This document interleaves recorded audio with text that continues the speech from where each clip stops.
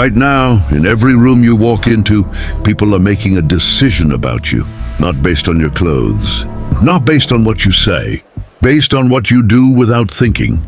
The small automatic behaviors you've been running on repeat your entire life. The ones nobody warned you about. The ones that are quietly, invisibly destroying your status in real time. You are walking into rooms and immediately making yourself smaller. You are handing power to people who haven't earned it. You're doing it at work, at dinner, in conversations that should be yours to lead. And the most dangerous part? You don't feel it happening. It looks like being polite. It looks like being reasonable. It looks like being the bigger person. But Machiavelli saw exactly what it was, and he called it what it is: surrender. You were trained to be liked from childhood. The reward came when you made others comfortable, when you explained yourself clearly, when you laughed at your own mistakes to break the tension, when you filled the silence so nobody felt awkward. That felt like social skill. It felt like empathy. It felt like the right way to move through the world. It wasn't. It was conditioning, carefully designed, not always intentionally, but effectively, to keep you manageable. The people around you needed you responsive. They needed you to check their face after every sentence to see if they approved. They needed you to apologize before you'd done anything wrong. Because a man who does all of that is a man who can be predicted, guided and controlled. Your openness wasn't a virtue they respected. It was a gap they walked through. And they are still walking through it, and every day. While you call it being a good person, Niccolo Machiavelli spent his life watching powerful men fall. Not because their enemies were smarter. Not because fate turned against them. But because those men surrendered power in small, invisible moments, one unnecessary gesture at a time, until there was nothing left to defend. He was exiled, tortured, and stripped of everything he had built. And from that place, he wrote the most honest book about power that has ever existed. Not because he wanted to corrupt anyone, but because he had seen what politeness costs when politeness is mistaken for weakness. He wrote, "It is better to be feared than loved if you cannot be both." Most people flinch at that line. They think it means cruelty. It doesn't. It means this: love built on comfort disappears the moment you stop being convenient. Respect built on presence, discipline, and controlled behavior does not. Machiavelli wasn't building monsters. He was building men who could not be moved. Lesson 1, over-explaining yourself. The moment you explain why you made a decision, you are asking for permission after the fact. High-status men do not justify themselves to people who had nothing to do with building what they built. You felt this. Someone questions your choice, and immediately you're in defense mode. Reasons. Context, evidence, more reasons. You think you're being reasonable. What you're actually doing is placing them above you as your judge. The second you explain, they get to evaluate. And even if they approve, you've already lost, because you needed their approval to feel stable. Starting today, make your decision. State it once, and if pressed, say, "I've thought about it." Nothing more. Let the silence after that do the rest. Drop this in the comments. I don't explain, I decide. Lesson 2, laughing at your own discomfort. Watch yourself the next time something goes wrong in public. Do you laugh? A nervous, self-deprecating laugh that says to everyone in the room, "Don't worry, I know I don't matter." That laugh is armor you never chose to wear. And every dominant personality nearby reads it instantly as a green light. This man can be handled. Machiavelli understood that men who make themselves the joke hand, the audience the punchline. The psychology is straightforward. Discomfort needs a release. And most men have been trained since childhood to release it downward, onto themselves so others stay comfortable. Starting today, when something goes wrong, go still. Let the silence be your response. Stillness signals that the situation does not have authority over you.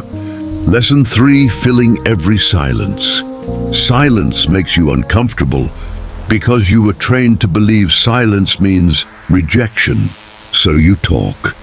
You fill every pause with more words, more jokes, more information nobody asked for. But silence is not empty. Silence is pressure, and the man who can sit inside it without flinching is the man who controls the room. This knowledge is for protection, not destruction. It is not about being cold. It is about understanding that a man who needs to fill every gap in conversation is broadcasting one thing: I am not comfortable unless you approve of me. Starting today, when the conversation pauses, let it pause. Count 3 full seconds before speaking. You will be shocked at how much power lives in those 3 seconds. And how quickly others move to fill the space you just held. Drop this in the comments. Silence is my weapon. Lesson 4. Seeking approval through eye contact. There is a difference between confident eye contact and approval seeking eye contact. Confidence says, I see you. Approval seeking says, do you see me? Do I have your permission to exist in this room? After you say something in a group setting, where do your eyes go? If they immediately move to the most dominant person in the room to check their reaction, that is the tell. That one micro behavior signals to every socially aware person watching that you require external validation to feel stable, and they file that information away. Starting today, after you speak, let your eyes rest naturally. Don't go searching faces for confirmation. Let the words land and stay with them. The man who doesn't look for approval after speaking, that man becomes the reference point in the room.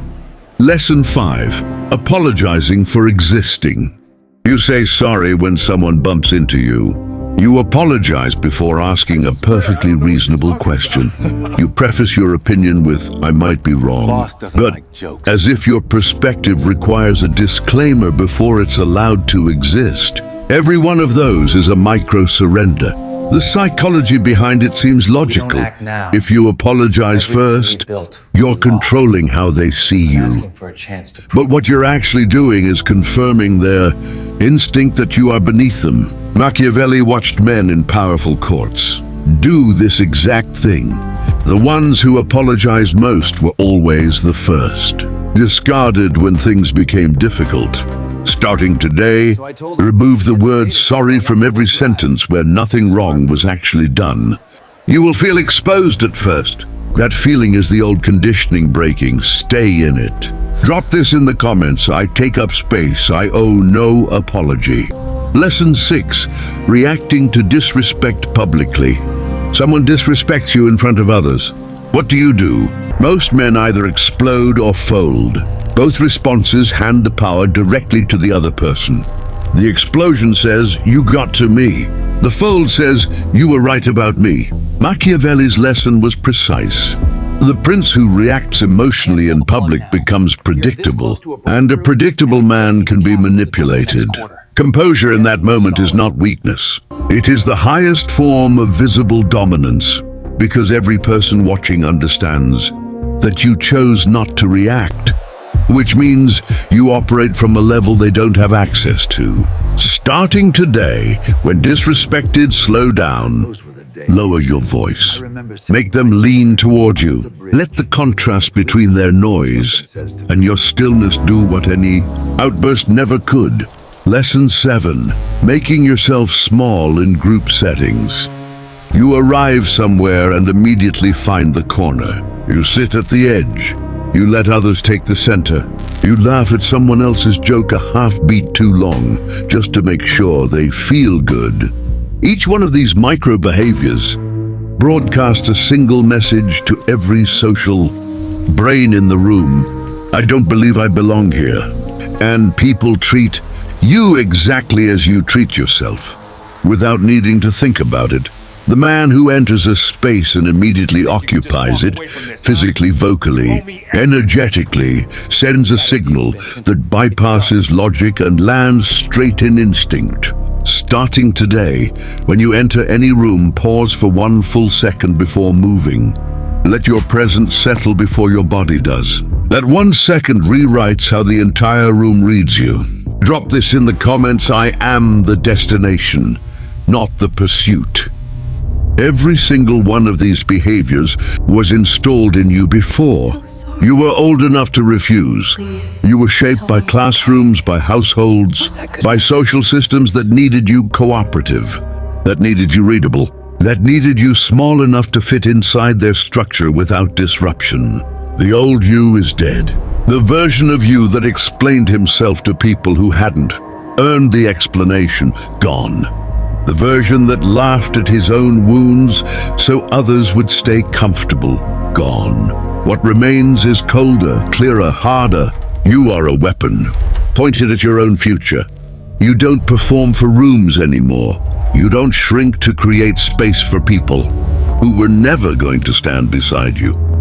When things became difficult, you walk into spaces and you settle into them. You speak, and you don't go looking for permission in anyone's face. You take the disrespect, you slow down, and you respond from a place they cannot reach. You belong to no one, not to the approval of men who haven't built what you're building, not to the comfort of people who have been using your openness as a doorway, not to a version of yourself that was designed by someone else's fear.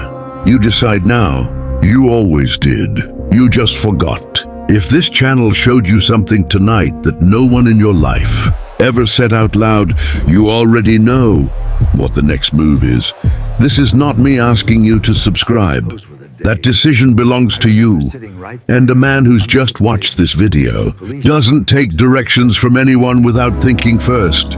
But if you're building something, if you're done being the man in the room that people read as safe, as manageable, as available, then every video on this channel is another room that most men will never walk into.